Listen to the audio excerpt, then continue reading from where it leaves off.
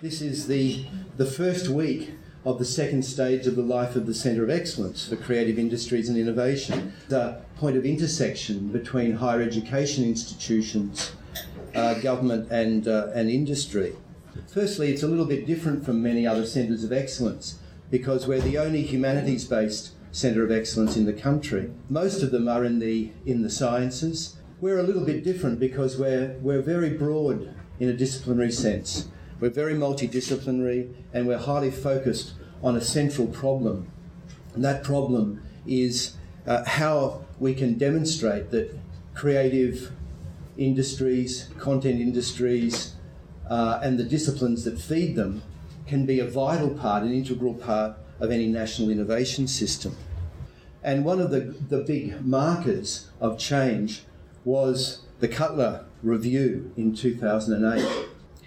It also, that inquiry laid the basis for an attention to business innovation without prejudice as to its source or location, and thus became a platform for the creative content and cultural industries to have their part in innovation thinking.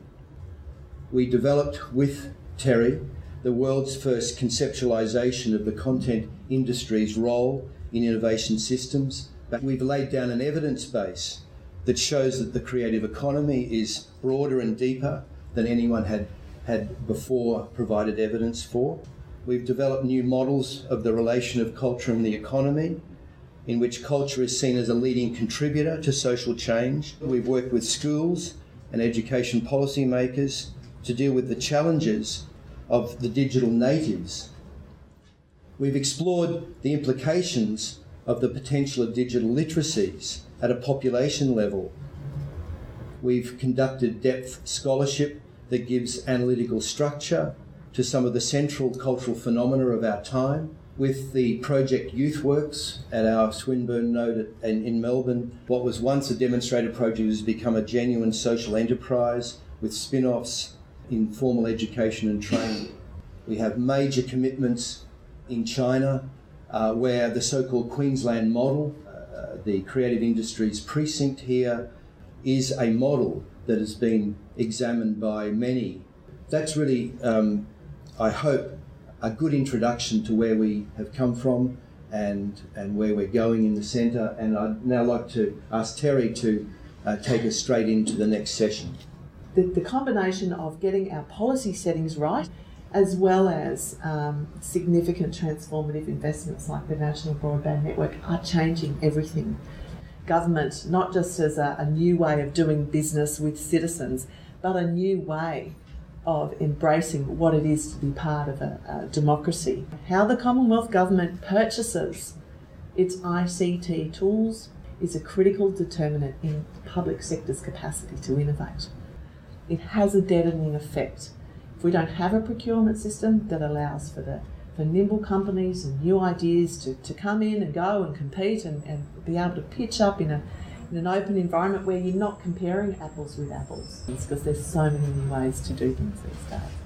Another transformative policy is, of course, the National Broadband Network, that it is a prerequisite for a major investment across the board. The digital education revolution. Again, it doesn't kind of rate a mention too much in the conversation, but needs to, because we are trying to address the challenge of making sure that the next generation of Australians has the skills.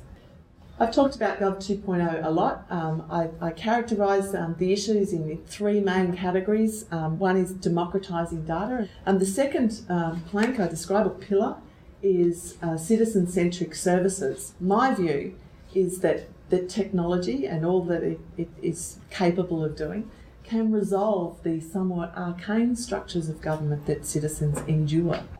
It's nothing an excellent interface on the web can't resolve. That the Commonwealth is starting to create an environment that would allow agencies and departments to come in and start to present their services to citizens in a way that suits the citizen. Sounds quite revolutionary, doesn't it? It's actually a simple concept. And I think it's incumbent upon us as a government to go to where the citizens are and work out ways to talk to them, engage with them, and make their relationship with their government in their democracy meaningful. What could we do to make participatory democracy in a 2.0 environment real?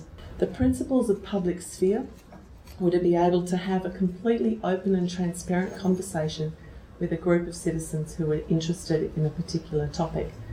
The motivation, as I said, was to do something that demonstrated it could work. We used the online environment to call for people's interest in presenting an idea or topic or a series of policy ideas. And we worked out effectively a running sheet for a speaking event, a physical event, and then sought responses from the audience, both in the room and watching online. So when you were hearing what the speakers were talking about, and you had a cross-reference, or you knew of a website that had some direct relationship with the policy idea being discussed, tweet that, add value to the conversation. That becomes one big pile of data and information. We then used that to do a first cut of a report which we placed on a wiki. By placing it on an open wiki, we then harangued, hassled, requested everyone who participated in the public sphere to come back and add their comments and build on that. Many of you would know it's easy to say, yeah, we can live stream a whole day. It's actually really hard. The whole exercise was crucially informative for where Parliament needs to go if they're going to host events like this that are accessible outside of the room via the internet. And finally, other aspects of the public sphere that we're very proud of, it did work. We did it as an exemplar, as an experiment to show that it could be done. And quite frankly, at the beginning, we didn't know if it would work. We're very proud of it. We like to think public sphere's made a bit of a difference, inspired agencies and departments not to be so afraid of being completely open and allowing these conversations to occur. And I think the internet and how we approach Gov 2.0 is a key way in which we can invite people in who have something to share, who have an idea, who would otherwise not get the opportunity to have their say with government. We all have a role to play, and as you can see, we've got a lot happening. There needs to be a lot more still. So thank you very much for listening.